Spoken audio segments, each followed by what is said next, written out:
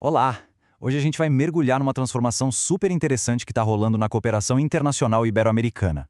Sabe aquela ideia antiga de ajuda externa? Então, ela está sendo totalmente reinventada. Está deixando de ser só um processo administrativo para virar uma ferramenta estratégica de desenvolvimento. Vamos entender como.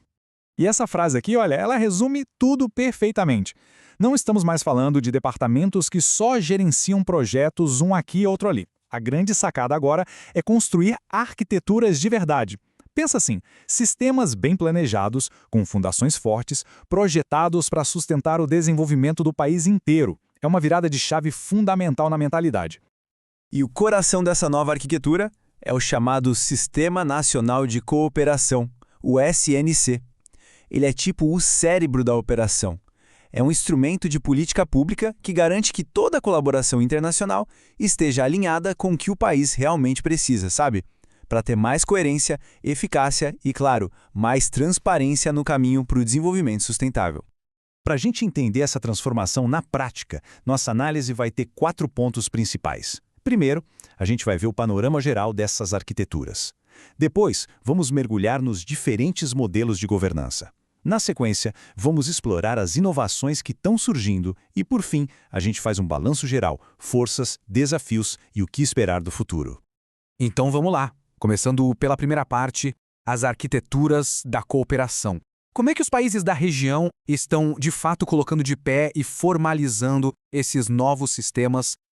Olha que interessante, a análise mostra que os países estão em momentos diferentes dessa jornada. A gente tem os sistemas formais, como na Colômbia e na Espanha, que já têm leis e estruturas bem consolidadas. Depois, vem as estruturas funcionais, como em Portugal, que funcionam de forma coerente, mas sem ter uma lei específica para isso. E por fim, os sistemas em transição, tipo Cuba, que estão nesse exato momento fortalecendo suas bases.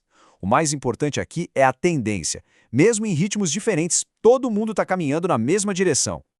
Beleza. Agora, na nossa segunda parte, vamos ver como essas estruturas se organizam no dia a dia. O objetivo é o mesmo para todo mundo, que é ter uma cooperação eficaz, mas os modelos de gestão e as regras do jogo podem variar bastante. A gente consegue ver 3 abordagens principais de governança. A primeira é criar agências especializadas, como a Colômbia fez.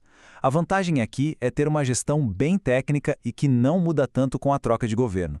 A segunda é a reitoria ministerial direta, como na Argentina, que busca um alinhamento total com a política externa. E tem também os modelos compartilhados, como na Guatemala, que tentam integrar a visão do planejamento com a das relações exteriores. Cada modelo tem seus prós e contras, claro. E por trás desses modelos de gestão existem diferentes tipos de regras. Alguns países, como o Peru, apostam em leis específicas, o que cria um compromisso de Estado de longo prazo. Outros, como o Brasil, usam decretos que dão um pouco mais de flexibilidade. E ainda tem aqueles que se guiam por políticas reitoras, que são documentos estratégicos que dão o norte. Cada abordagem busca um equilíbrio diferente entre estabilidade e agilidade.